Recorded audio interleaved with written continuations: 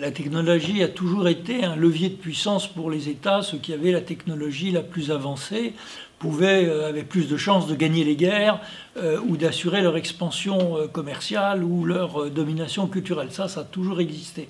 Ce qui change et ce qui fait l'objet de ce numéro, c'est qu'avec les technologies numériques, nous rentrons dans une autre logique. À la fois, on voit, on va dire pour faire simple, les GAFA, qui échappent de plus en plus au pouvoir traditionnel de l'État. Par exemple, ils vont payer leurs impôts où ils veulent, ou ils peuvent avoir leur propre diplomatie éventuellement contre certains régimes. Donc on les voit s'émanciper de l'État, coopérer avec l'État, comme on l'a vu dans les grands systèmes de surveillance dénoncés par Snowden. Et puis surtout, les nouveaux acteurs de la technologie qui ont parfois leur projet politique, ou je dirais presque anthropologique, comme le transhumanisme, possèdent un pouvoir qui, effectivement, n'est plus la forme politique traditionnelle du pouvoir.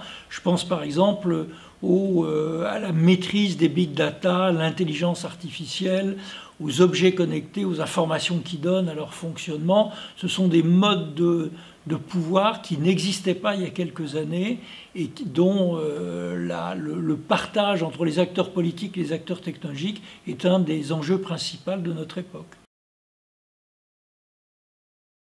La notion d'inégalité virtuelle vient d'une question que je m'étais posée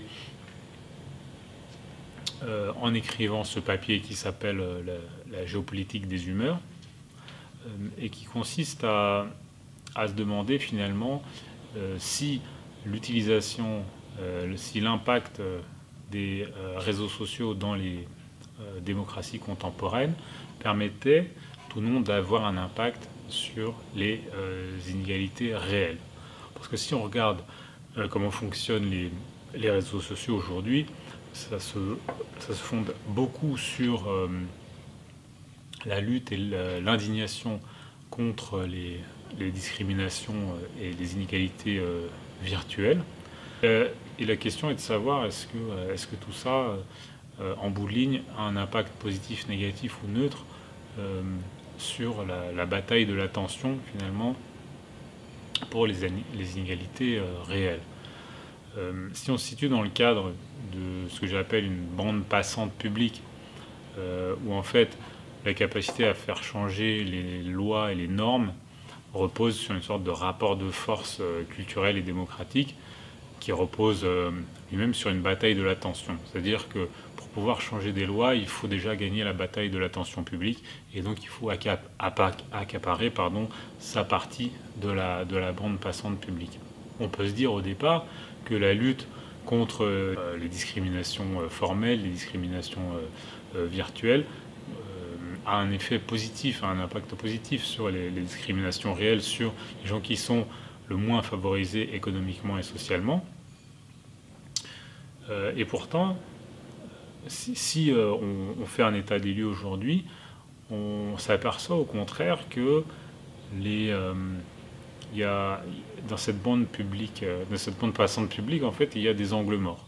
Et par exemple, les conditions réelles d'existence des migrants, les conditions réelles d'existence des banlieues, les conditions réelles d'existence des paysans, toutes ces situations-là sont en fait étouffées, sont enterrées sous toute une série de revendications qui sont faites de la part de classes qui sont économiquement et socialement plus favorisées et qui maîtrisent, eux, les codes de l'attention publique et qui leur permettent du coup d'accaparer leur portion de la bande passante publique et donc leur portion de l'édifice culturel national qui pourra permettre de faire changer les mentalités.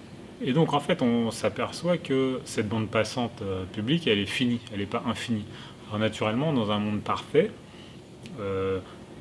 toute lutte contre toute inégalité si formelle aussi virtuelle soit-elle, devrait avoir un effet positif. Mais il se trouve que dans le cadre d'une bande passante publique qui est finie, c'est-à-dire que les décideurs et la communauté nationale n'a pas une attention infinie à tous les sujets, et ben il se trouve qu'on constate des effets d'éviction.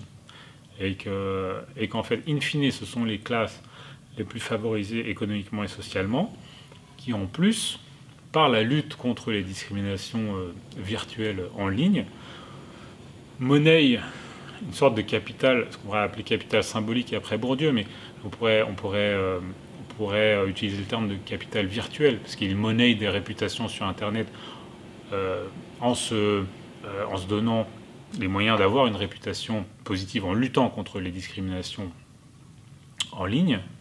Et en fait, du coup, ils ont le capital social, ils ont le capital économique et ils ont le capital virtuel.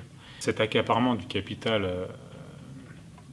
symbolique et virtuel vient aux dépens des classes les moins favorisées économiquement, socialement, et qui ne maîtrisent pas les codes de l'attention publique. Et donc on s'aperçoit qu'il y a un effet assez paradoxal qui consiste en réalité à enterrer les injustices réelles que subissent les classes les moins favorisées et à promouvoir les injustices formelles qui sont celles des classes les plus favorisées économiquement et socialement. Il peut évidemment être la meilleure ou la pire des choses. On a cru pendant un moment naïvement que du seul fait qu'avec Internet, l'information se partage sans frontières et qu'elle soit disponible à tous, ça serait forcément le règne de la vérité, de la démocratie et de la liberté. C'est un petit peu le discours naïf qu'on tenait au moment du printemps arabe. Puis on s'est aperçu, bien entendu, qu'avec les réseaux sociaux, chacun peut aussi se bricoler sa vérité et former des communautés qui se renforcent de plus en plus dans leurs croyances idéologiques ou dans leur délire antiscientifique, par exemple. En quoi la technologie peut-elle nous aider, la technologie numérique peut-elle nous aider à mieux connaître l'état du monde? Elle donne des moyens de vérification et d'accréditation. Par exemple, si une photo est truquée, on peut aller voir sur Google Images quelle est son origine. On peut, en utilisant la même technologie, savoir quelle est l'origine d'une fausse nouvelle, quels sont les réseaux qui les ont répandus. On peut aller directement soi-même aux sources primaires. Tout ça, ce sont des capacités de vérification qui sont données aux médias, aux organisations de fact-checking et même à chaque citoyen. Le problème et la rançon à payer pour ces énormes capacités de vérification, c'est que ce sont des processus longs, coûteux au moins en temps de cerveau humain, et nous avons tous plus tendance à suivre nos croyances ou à croire ce qui nous correspondrait à nos fantasmes, à nos désirs et à nos intérêts. Donc il nous faut aussi lutter contre notre propre tendance à la crédulité et pas seulement cliquer avec le bon logiciel.